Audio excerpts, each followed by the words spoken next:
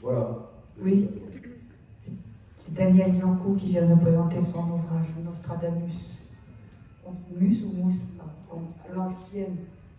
En ancienne, on disait Ous.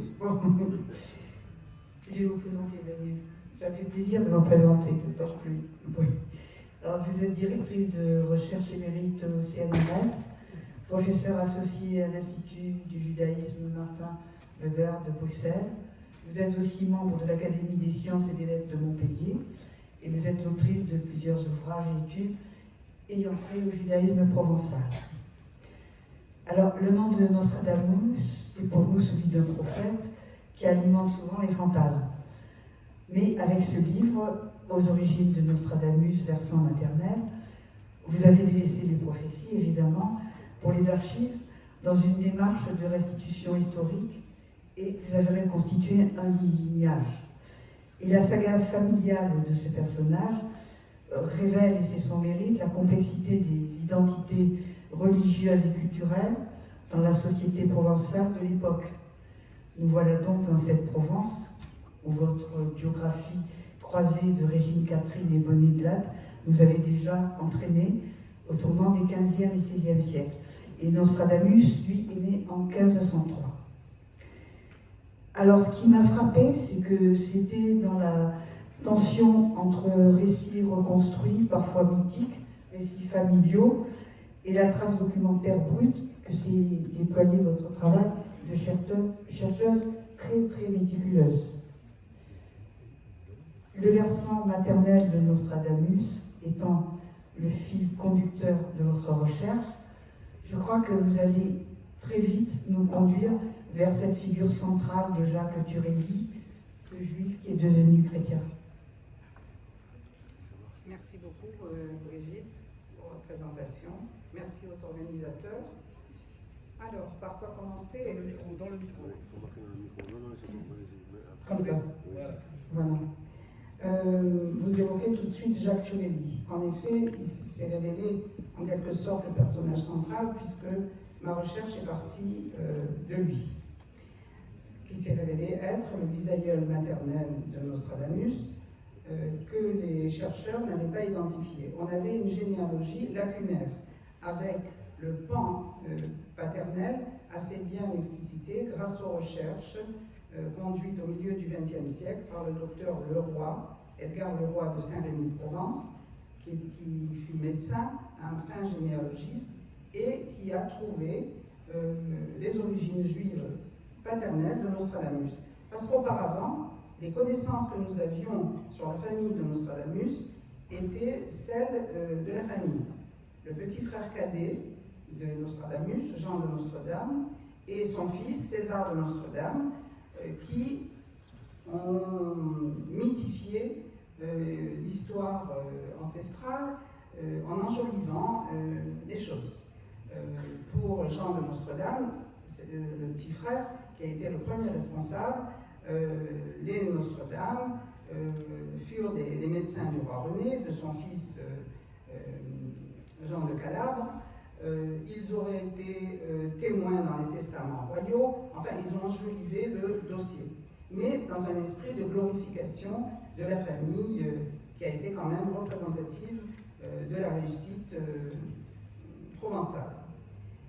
Alors le fils a puisé dans les écrits de l'oncle, et puis il y a eu aussi le disciple Jean-Aimé de Chavigny, bien plus jeune que Nostradamus, mais qui s'est épris de ce devin, de ce sage qu'il voyait comme un prophète, et qui lui aussi, dans un esprit de glorification, dans son Janus, écrit bien plus tard, à la fin dans les années 1594, Nostradamus décède en 1566, a lui aussi magnifié le récit légendaire de la famille Nostradame. Et au milieu du XXe siècle, Edgar Leroy, fin généalogiste, a trouvé dans les archives d'Avignon, au milieu du XVe siècle, les années 1455, que Pierre de Nostredame n'était pas, était un Olin Iudeus, un autrefois juif, du nom de Guy Gassonnet. Et davantage, un autre chercheur, toujours au milieu du XXe siècle, en 1960, Lez, a trouvé que le père de Guy Gassonnet, devenu Pierre de Nostre-Dame, s'appelait aussi Arnoton de Vélorde, et qu'il s'appelait autrefois, dans le passé juif, d'Avin de Carcassonne. Donc voilà, si vous voulez, côté paternel, ils descendent des Carcassonne et des Juifs d'Avignon, des Juifs comtadins. Les Juifs comtadins, cette enclave pontificale où les Juifs ont pu vivre jusqu'à la Révolution française dans des communautés marginalisées, sous la tutelle tatillonne des légats pontificaux, mais il y a eu présence juive sans césure jusqu'à la Révolution française. Donc, côté paternel, l'ascendance est avignonnaise et comtadine. Mais cette généalogie était lacunaire. Côté maternel, on avait certes un Jacques Turelli, ou Jacques Tourelle, avec la fille Béatrice, la grand-mère de Nostradamus, mais sans précision aucune. Alors, moi, je n'aurais jamais imaginé écrire un jour un livre sur Nostradamus, c'est clair. Mais la chance artivistique, la bonne étoile m'a guidée, si je puis dire, vers Nostradamus. D'abord, en 1991, j'avais publié un document sur Jacques Turelli, sans soupçonner aucunement l'identité du personnage, l'identité réelle du personnage.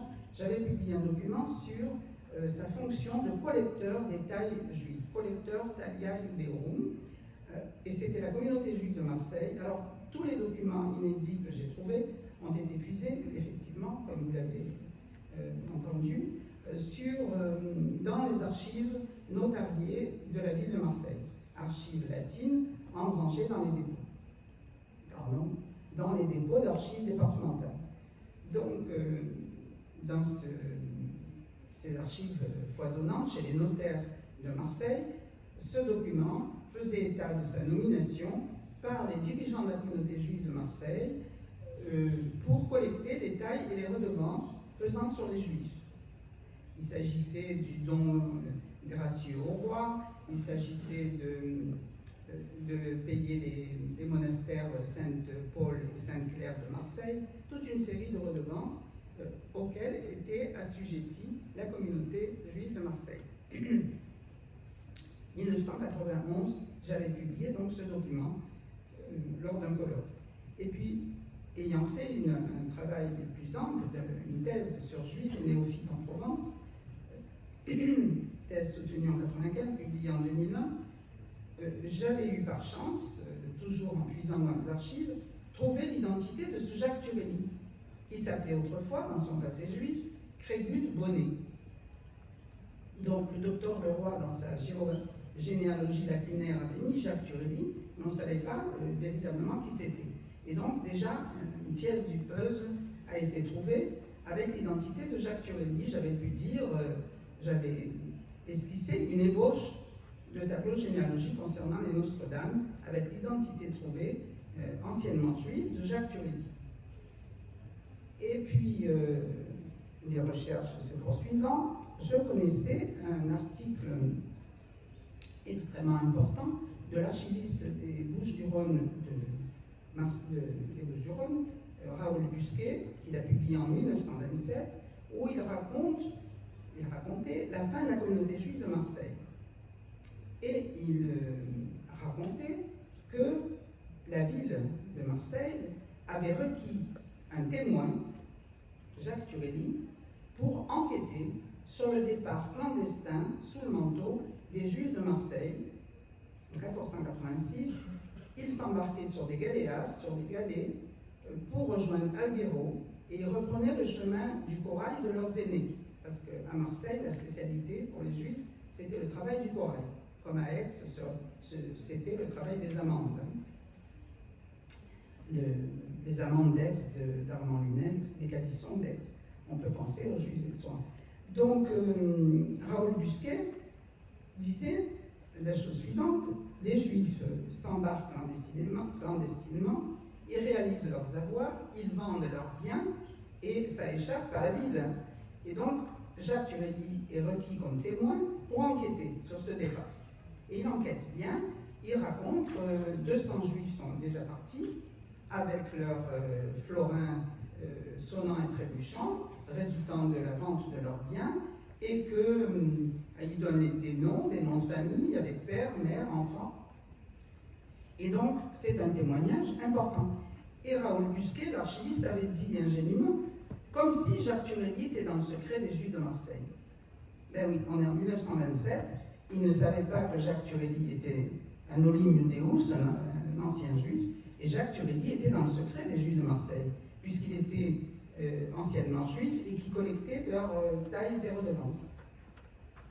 Alors pourquoi ce départ des Juifs de Marseille en 1486 ? Parce que lors de la mort du roi René en 1480, le comté indépendant du Royaume de France rentre dans la mouvance française, les choses vont se gâter. Une émeute meurtrière survient dans le quartier juif d'Arles, à l'ordinaire paisible.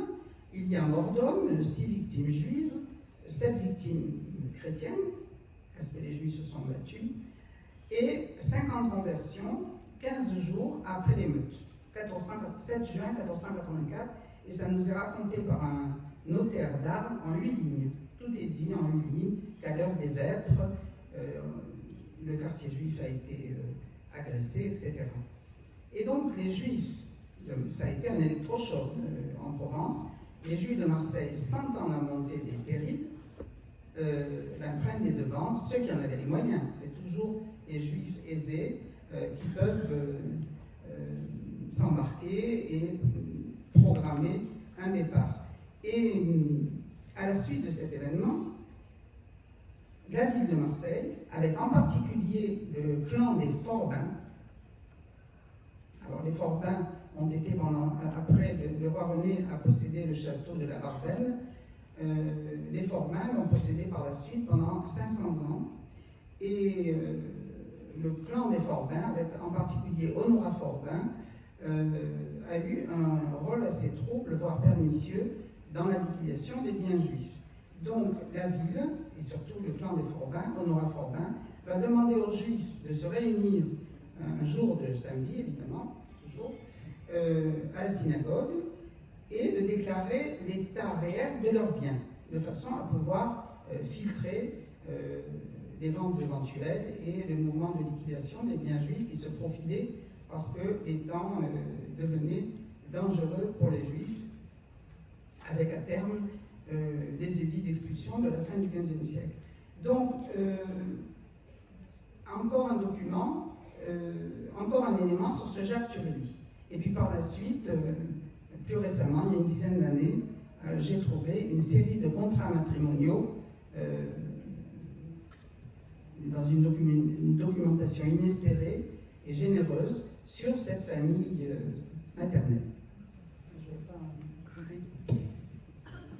Merci Daniel, mais vous nous avez dit beaucoup de choses, hein, tellement de choses.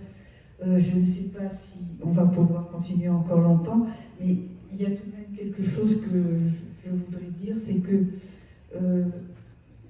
il n'y a pas que vos talents d'historienne et de philologue dans ce livre. C'est un ouvrage qui se lit avec tout un bonheur littéraire. Parce que, ah non, c'est pas gentil, c'est vrai. L'écriture en est très belle, et sous votre rigueur méthodologique, on sent la sympathie.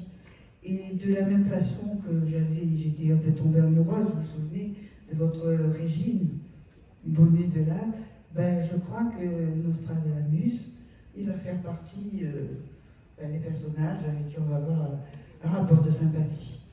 Merci Daniel, je crois qu'on peut... On va essayer la page parce qu'on a donné Oliven qui suit. Vous... Mais qui doit partir après. Merci à vous. Merci.